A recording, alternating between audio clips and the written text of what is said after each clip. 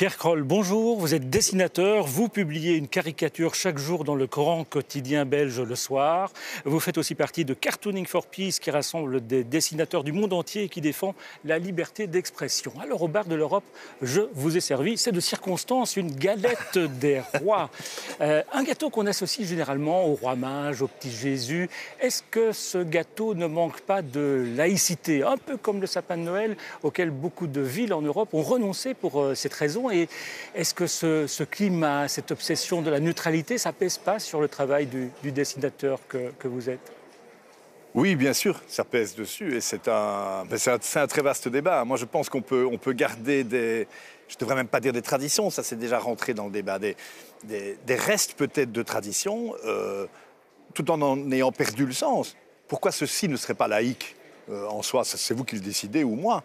On a eu en Belgique toute cette querelle à propos de Saint-Nicolas. Donc Saint-Nicolas, c'est comme le Père Noël, c'est un évêque. Et bien maintenant, certains pensent qu'on ne peut plus le dessiner avec une croix. Mais alors il est habillé en quoi, ce monsieur, alors, avec des dentelles et une espèce de chapeau comme ça?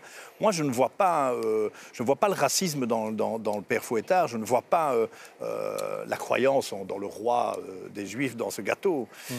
Mais question de liberté, je pense qu'on n'en finirait pas si on doit pourchasser tout ce qui contient les traces de quelque chose qu'on n'aime pas. Voilà, alors, vous êtes très politiquement incorrect dans cet album que vous publiez, hein, Pierre Kroll. C'est très drôle et d'ailleurs c'est belge, c'est le titre. C'est un gros album de recueil, de dessins qui sont parfois très anciens, hein, qui ont 20 ou 30 ans parfois.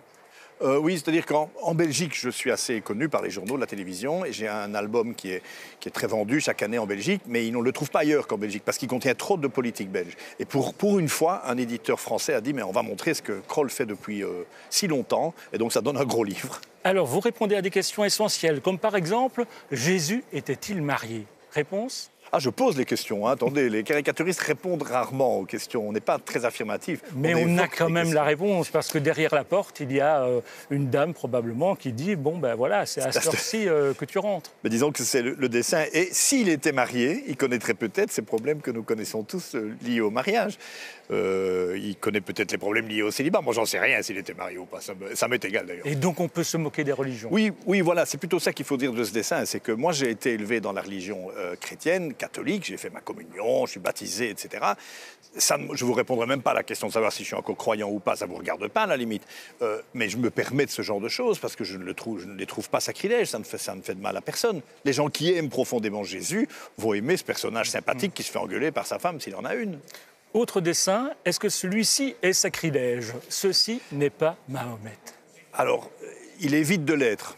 Mais ce dessin date de 2005, hein, au moment de la publication des caricatures dans ce journal danois qui ont provoqué tout ce qu'on sait. Pas au moment de Charlie Hebdo, au moment des caricatures danoises. Et j'avais pensé, moi, tous les dessinateurs du monde étaient interpellés et devaient produire un dessin à ce jour-là, évidemment. Moi, j'ai puisé dans le patrimoine belge, ce tableau que beaucoup de gens connaissent.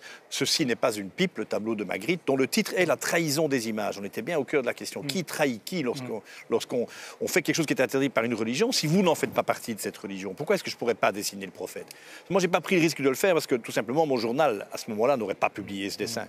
Donc, j'aurais pu faire simplement un tableau un dessin qui dirait ceci n'est pas Mahomet, avec le dessin de Mahomet, ça aurait été plus proche de Magritte, ça ressemblait encore à la provocation. Bref, j'ai retourné le dessin dans tous les sens et j'ai fait la solution la plus bizarre, si vous voulez. Ceci n'est pas Mahomet et il n'y a rien en plus dedans. Donc vraiment, c'est dire, contrairement à ce qu'on disait tout à l'heure, un dessin n'est pas toujours une réponse. Ça, je pose la question. Voilà. Qu'est-ce qu'il fallait faire? Qu'est-ce que j'ai fait de mal ou de bien là-dedans? Voilà, j'en sais rien.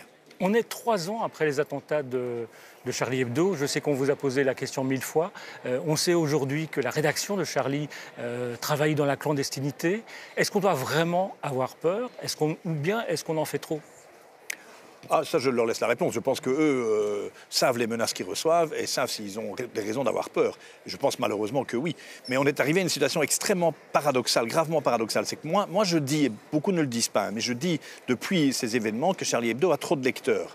Et je ne dis pas ça parce que je ne les aime pas, au contraire. Mais je trouve que ça doit rester destiné aux gens qui comprennent ce type d'humour. Lorsqu'on dit Charlie Hebdo va trop loin avec Johnny Hallyday ou avec je sais pas quoi, mais enfin il y a 40 ans qu'ils font ça. Si vous n'aimez pas, ne regardez pas ça. N'ouvrez pas un journal érotique pour dire qu'il y a trop de femmes nues dedans, c'est malin. Bon. Donc Charlie Hebdo devrait avoir les lecteurs qu'il aime et puis c'est tout, et pas d'autres. Et puis je lis qu'ils ont besoin de 800 000 exemplaires vendus rien que pour payer leur protection sur place. Donc on est arrivé à un système complètement paradoxal. Ces connards, excusez-moi, de frères Kouachi, ils ont fait une publicité invraisemblable à Charlie Hebdo et à ce qu'ils n'aiment pas. Et il les oblige à produire et à produire encore et encore plus. Alors, l'Europe doit faire face au terrorisme. Elle doit faire face également à un autre grand défi, c'est celui des migrants. Et là, vous avez fait un dessin qui n'est pas tendre vis-à-vis de l'Europe. Hein. Et je rappelle que vous êtes au Parlement européen et que vous risquez peut-être de sortir avec du goudron et des plumes. Alors, qu'est-ce qu'on voit sur ce dessin? Un garde-côte qui pose la question à quelqu'un qui se noie. Vous vous définiriez comme réfugié économique ou politique? C'est important pour nous, franchement. Ben, vous savez que c'est important parce que on n'applique pas la loi de la même manière dans aucun pays d'Europe, d'ailleurs, à un réfugié politique ou à quelqu'un qui fuit simplement son pays pour venir trouver du travail dans un autre.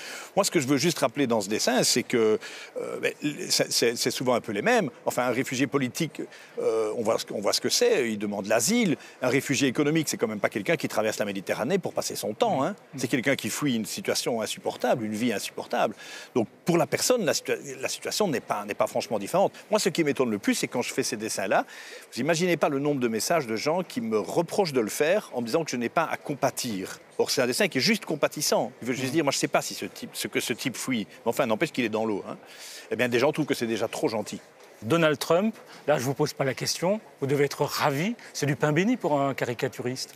Oui, c'est presque trop. Ce type est une caricature. Le dernier livre qui sort de lui, sur lui, il y avait un bel éditorial dans Le Soir qui disait tout ce qu'on apprend dans ce livre, c'est que Trump est vraiment Trump. Donc il est vraiment les caricatures qu'on en fait, semble-t-il.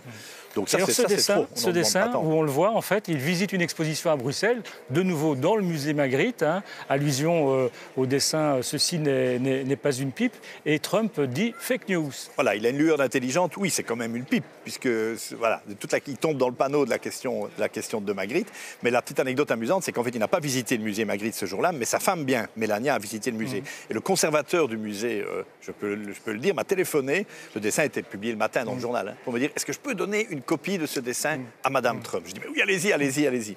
Donc peut-être que j'ai créé un petit problème dans le couple ou quoi, qu'ils en ont discuté. Est-ce que c'est vraiment une pipe ou pas? Je sais pas.